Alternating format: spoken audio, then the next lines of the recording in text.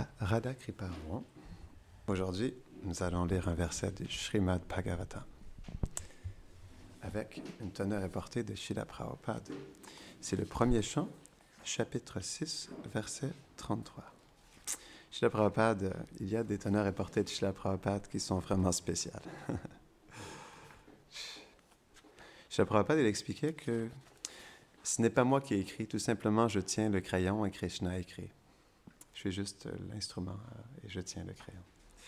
Il expliquait qu'en fait, ces teneurs et portées étaient ses extases personnelles. Ok, ouais, je l'ai trouvé.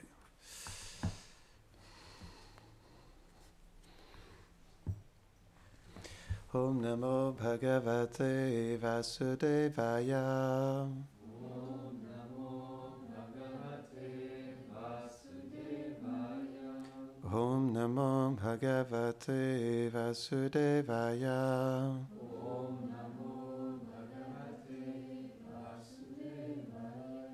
Om Namo Bhagavate Vasudevaya. Om Namo Bhagavate Vasudevaya.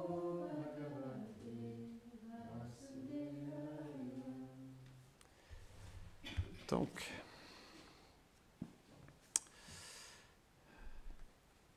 Pragayata Svaviryani Tirtat Pata Priyashrava Ahuta Eva Meshigram Darshanam Yati Chetasi.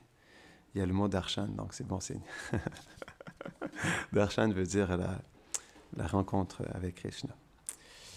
Dès que j'entonne le chant des saints actes, dès que j'entonne le chant de ces saints actes, le Seigneur suprême, Sri Krishna, dont les gloires sont si douces à l'oreille, apparaît aussitôt sur le lotus de mon cœur, comme si je l'avais appelé.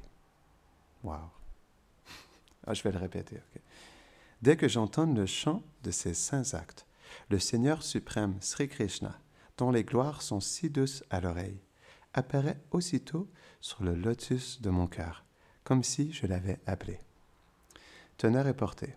Le nom, la forme et les divertissements du Seigneur suprême est absolu. Non. Des fois, c'est traduit particulièrement. Le nom, la forme et les divertissements du Seigneur suprême et absolu, de même que les vibrations sonores qui servent à les glorifier, ne diffèrent pas de sa personne même. Dès qu'un bhakta devient pur et s'absorbe dans le service de dévotion, lui-même s'entache, par l'écoute, le chant et le souvenir des noms, gloire et activité du Seigneur. Celui-ci devient aussitôt visible à ses yeux spirituels en se reflétant sur le miroir de son cœur, comme par un procédé de télédiffusion. Parfois, les Vaishnavas, pour qu'on comprenne bien des principes transcendantaux, ils utilisent des exemples matériels crus. Dans cet exemple, Srila Prabhupada explique le procédé de télédiffusion. Et ça fait son point, non? Ainsi, le pur bhakta, uni au Seigneur par le service d'amour absolu qu'il lui offre, peut goûter à chaque instant sa présence. De par sa nature psychologique, chacun aime à entendre son éloge ou l'énumération de ses gloires. C'est là un instinct naturel et que possède aussi bien le Seigneur. Plus haut exemple d'entité personnelle, d'individu. Les traits psychologiques manifestés par les âmes distinctes ne sont autres que le reflet de ceux du Seigneur absolu. La seule différence réside en ce que le Seigneur est suprême parmi tous les êtres et absolu en tout. Rien d'étonnant, donc, à ce qu'ils se sentent attirés lorsque son pur dévot chante ses gloires. Et parce que non différent de ses gloires, puisqu'il est absolu, il peut apparaître en personne dans leur description. Si Sri Narada glorifie le Seigneur, ce n'est pas pour son bénéfice personnel, mais pour bénir l'univers entier de la présence du Seigneur, car ses gloires, une fois encore, ne diffèrent pas de sa personne. Jai. Jai Grantara Srimad Bhagavatam Ki Jai.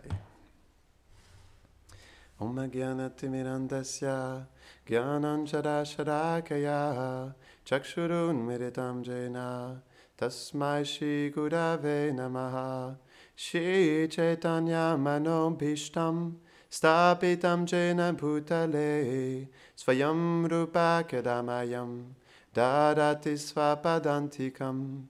He Krishna Karuna Sindhu Dina Bando Jagatpate Gopesha Gopika Kanta Radha Kanta Namostute Tapta Kanchana Gaurangi Radhe Brindavaneshwari Prishabhanu Sute Devi Pranamami Hari Priye Vanchakalpatarubhyashta Kripa Sindhubhya eva cha Patitanam Pavanebhyo Vaishnavebhyo Namo Namaha Jaya Shri Krishna Chaitanya Prabhu Nityananda Shri Advaita Gadadhara Shivasadi Gaura Bhakta Vrinda Hare Krishna Krishna Krishna Hare Hare Hare Rama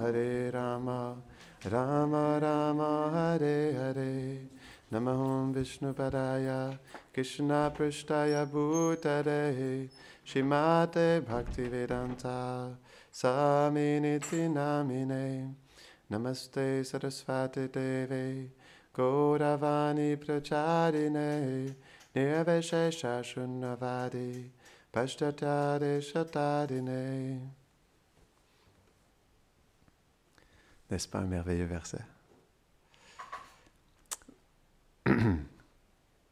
Donc, nous sommes conscients. La conscience, c'est le symptôme de l'âme dans le corps. Le fait que nous sommes conscients, ça veut dire que l'âme est présente. Sans âme, il n'y a pas de conscience. Non. Mais nous sommes conscients de quoi dans ce monde matériel? Non. Nous sommes la conscience, une conscience spirituelle. Mais nous sommes conscients de quoi? Nous sommes conscients de ce en quoi nous sommes absorbés. Non? Et les Vaishnavas, ils expliquent, c'est expliqué dans le Bhagavatam aussi, qu'il y a 3, j'allais faire 4, enfin il y en a 4, excusez-moi, c'est vrai. Il y en a une secrète, on va la dire après. Non? Mais il y a 3 états de conscience. Donc c'est pas que l'âme, elle change de conscience, mais elle est consciente de manière différente, non. Donc il y a ce qu'on appelle l'état de conscience éveillé, c'est quand les sens sont éveillés, c'est qu'on se réveille le matin. Là, en ce moment, on est tous dans un état de conscience éveillé. Non? On est conscient de ce qui se passe en ce moment. On écoute, on parle, on entend des bruits dehors, non? On sent l'encens, non? On est conscient, dans l'état éveillé. Un autre état, c'est l'état de rêve, non? Lorsque nous dormons, à un moment donné, à travers le sommeil, on rentre dans un état de rêve, mais on dirait que la conscience, elle n'est pas pleinement inactive. Elle est présente à travers le mental. Elle est consciente du mental qui rêve. Non, ça, c'est le deuxième état de conscience, dans l'état de rêve. Donc, on est juste conscient du rêve. On n'est pas conscient de ce qui se passe en externe. On n'est pas conscient qu'on ronfle, qu'on réveille tout le monde alentour. Donc ça, mais on est conscient du rêve. Non? C'est pourquoi, comme le rêve, c'est un état de conscience, parfois c'est très réel. Non?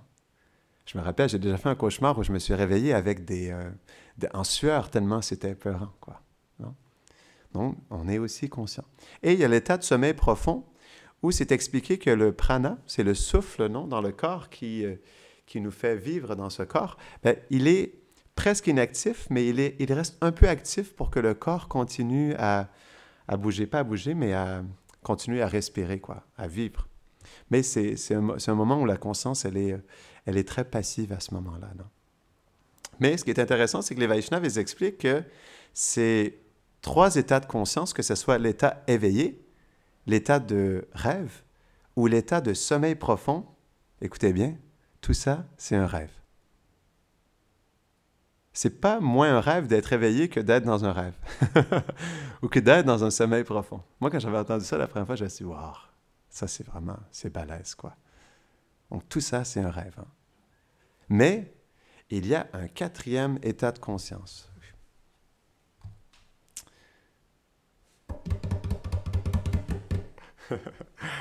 C'est la conscience spirituelle. Non? Il y a un mot en sanskrit, je ne me rappelle pas, mais c'est lorsque l'âme, elle est consciente qu'elle est une âme spirituelle, elle est... Pardon? Exactement. Tuliya, non? Turiya? Turiya, merci. Turiya. Je me disais peut-être Tula, Tura. Merci. Turiya. Donc ça, c'est lorsque on est conscient, mais pas de l'environnement matériel. On est conscient qu'on est une âme spirituelle. Et ça reste notre même conscience. C'est pas que la conscience, elle change, mais la conscience, elle s'absorbe dans quelque chose de spirituel au lieu de s'absorber dans quelque chose de matériel. C'est pourquoi Prabhupada, il expliquait que on ne doit pas changer en premier de style de vie. On doit changer de mentalité. On doit changer de conscience. On doit changer d'état d'esprit. Comment notre conscience, elle s'absorbe. Et donc, c'est ça la conscience spirituelle. C'est d'être conscient qu'on est une âme spirituelle. Et même lorsqu'une personne prie, ça, c'est Turiya. C'est la conscience de l'âme lorsqu'on prie. Parce qu'on s'adresse à Dieu. C'est juste que dans cette conscience Turiya, il y a, on pourrait dire, une conscience parfaite, encore plus parfaite, complètement parfaite et suprêmement parfaite. Mais ça reste la conscience de l'âme au niveau spirituel. Non? Donc, lorsqu'on prie, c'est un moment qui est spécial, c'est un moment qui est sacré. Parce que c'est la conscience Turiya, c'est la conscience naturelle de l'âme qui s'exprime. Non? Parce qu'avant ça, dans l'état éveillé, de rêve ou de sommeil profond, c'est l'âme, mais qui est consciente de la réalité matérielle. Elle est toujours consciente, mais juste de la réalité matérielle. Donc ça, c'est quelque chose de très important. Et c'est ce qui peut nous aider à approfondir notre vie spirituelle aussi. Faire les choses avec conscience. Non. C'est ce qui fait toute la différence. Par exemple, lorsqu'on chante le mantra, le nom de Krishna, il est non différent de sa personne. C'est même pas ça, c'est qu'il est Krishna personnellement. Et aussi, comme c'était expliqué en fait dans le verset, les gloires de Krishna, ils sont Krishna personnellement aussi.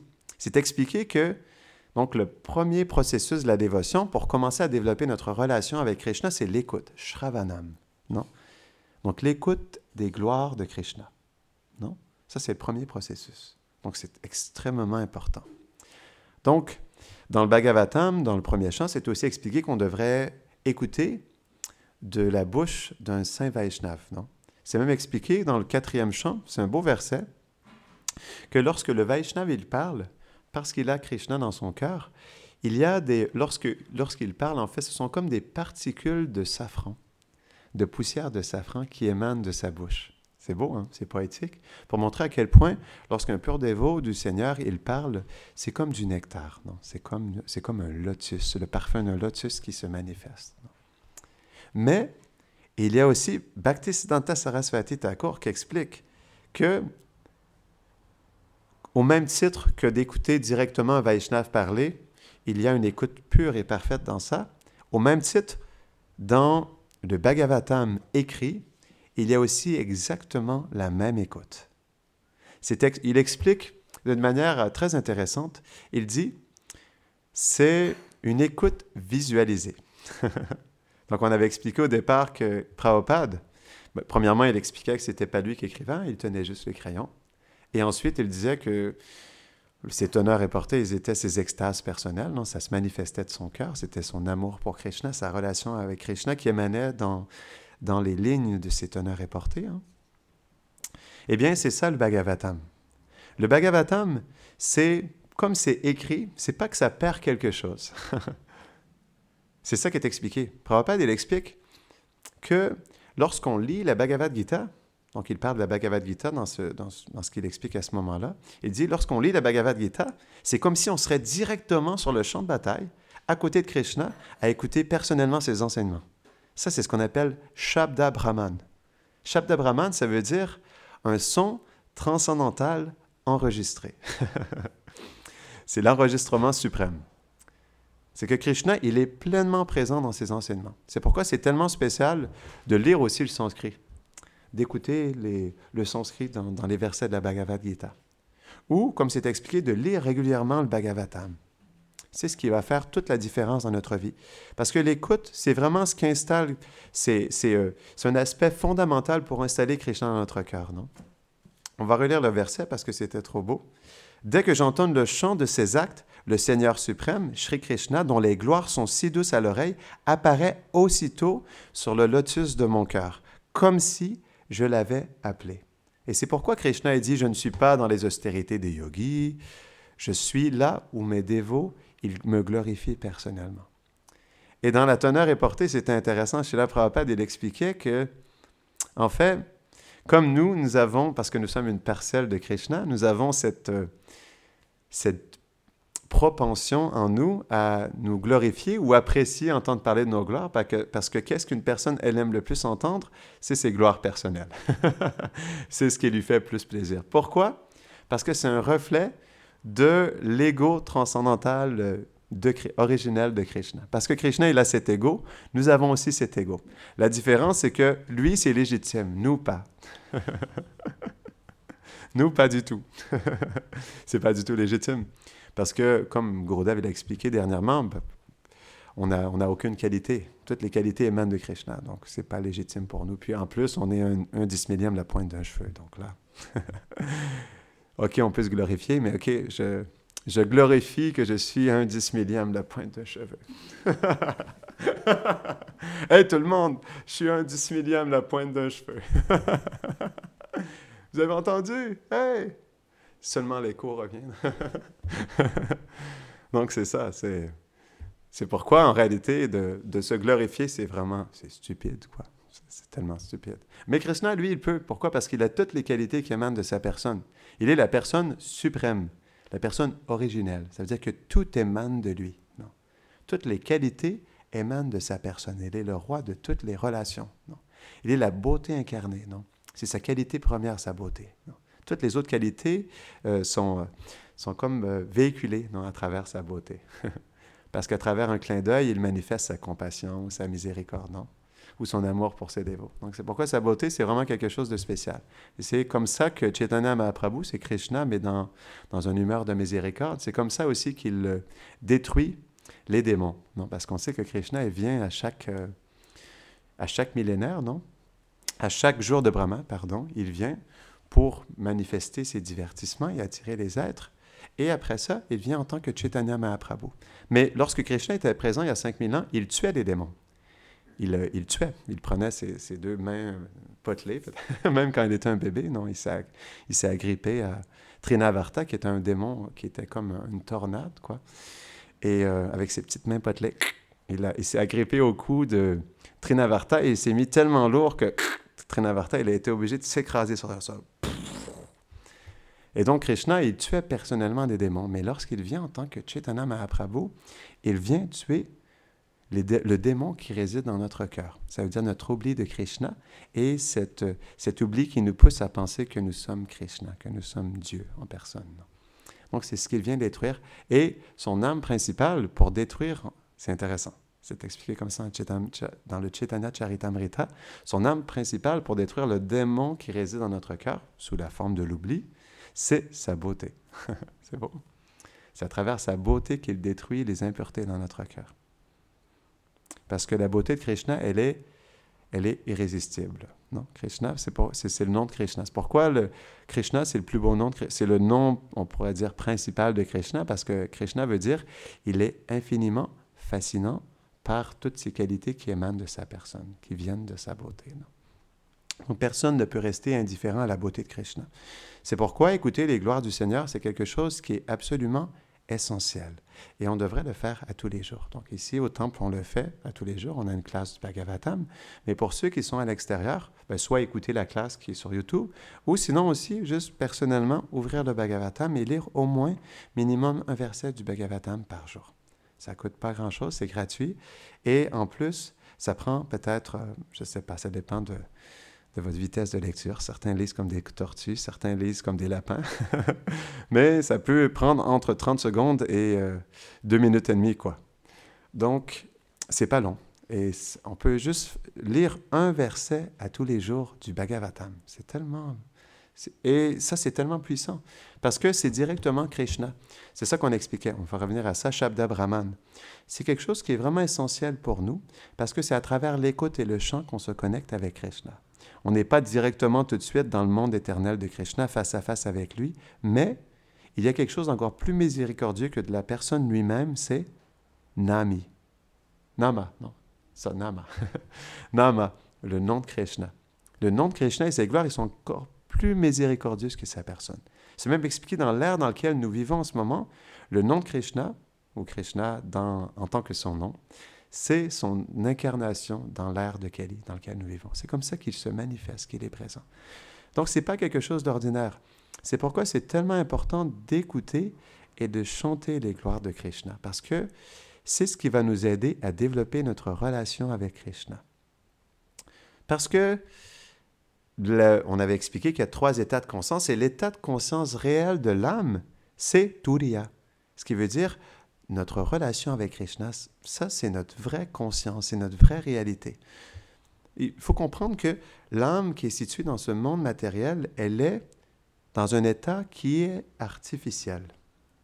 Ce n'est pas un état naturel, parce qu'elle est dans des états de conscience qui sont externes, qui sont avec l'énergie illusoire, l'énergie externe. Donc, on ne peut pas dire que c'est quelque chose... C'est pas que c'est faux.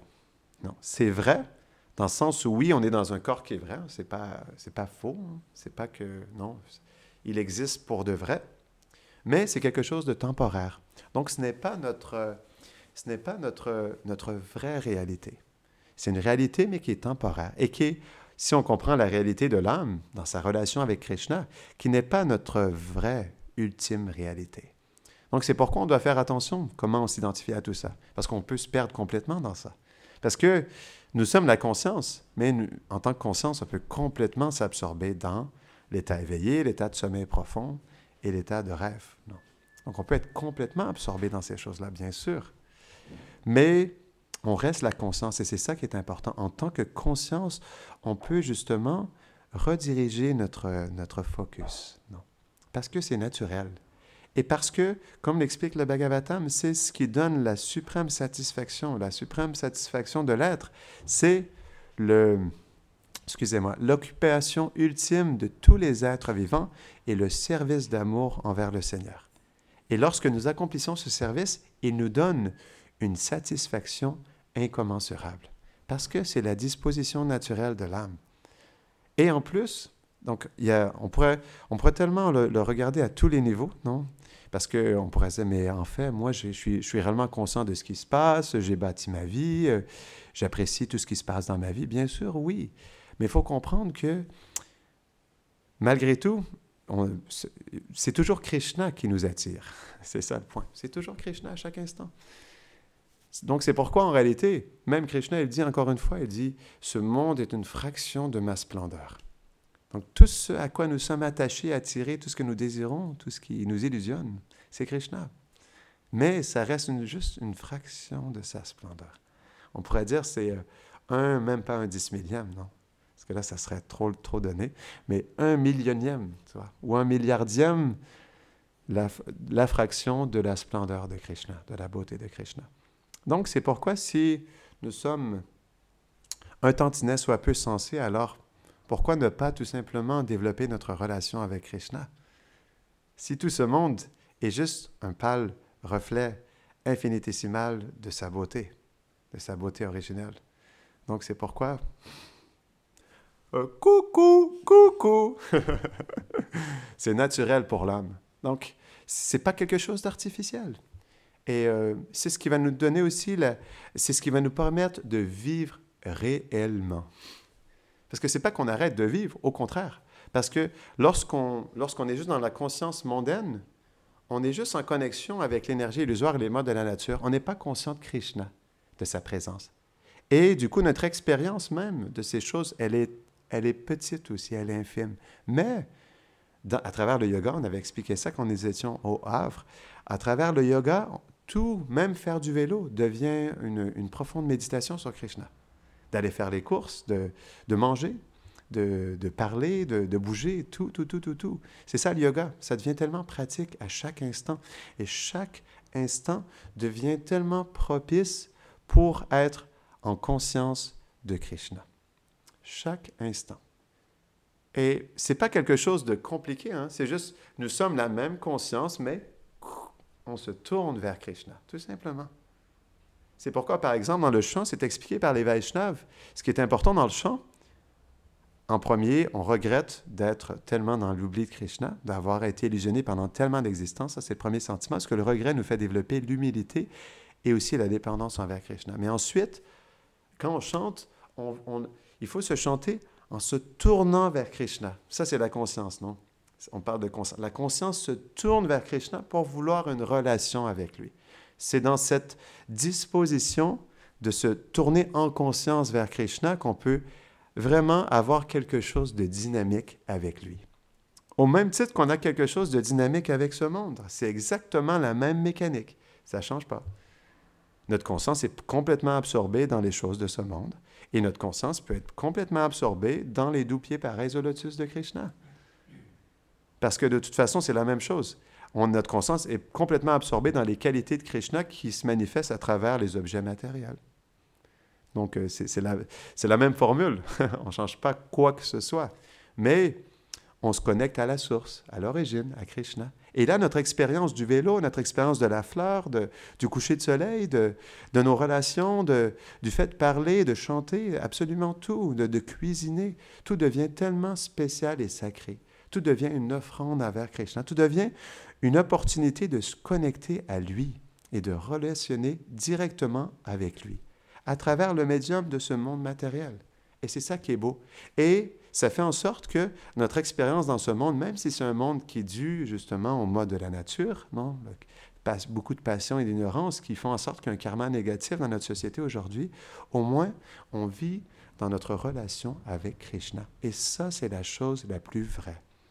Ça, c'est ce qui est le plus près, en fait, de notre vérité, de notre âme.